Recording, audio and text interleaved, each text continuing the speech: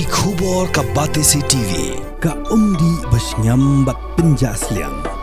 Rupa Premium Meghalaya. Sophistication meets style. The stylish trendsetter Tata Curve SUV is in town. India's first coupe SUV is now in Shillong. Net Foodish. Ordar mapi minwan ramangi hakerdob ying jongpi. Ka election jet president jo United States of Amerika kan sedang lasyai ke Sngi ka santrik unai weng arja upsau Henry kat kum ki kendon jong ka Amerika ki nong shong jong ka kila ban Thep vote Shwa kan ke Sngi ru la da ki kwa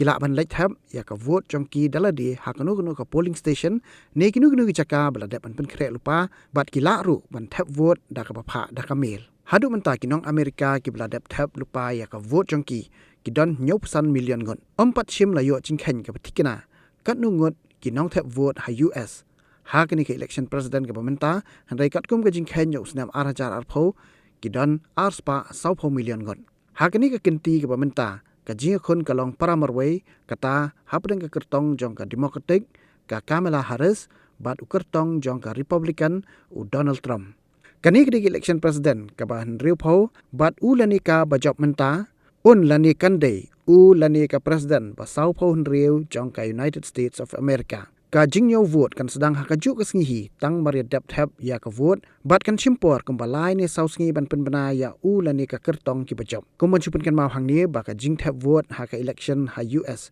ka debate ling ba ka ballot paper ka jinga khon ha preng ka Kamala Harris bat Donald Trump ha ni ka election ka pementa ka dei ka jinga khon ka bajuat pha ha ka bakistat perman jong ka san perthai ru ki syam shitom ban batai lepa baro arngut ki kertong ki layat shakeleng ki benta jong ka Amerika la bun banai ban pen sngau ki pat ba e ki mat rekam jong ki lada ki syak jet ban syong ha ka syuki president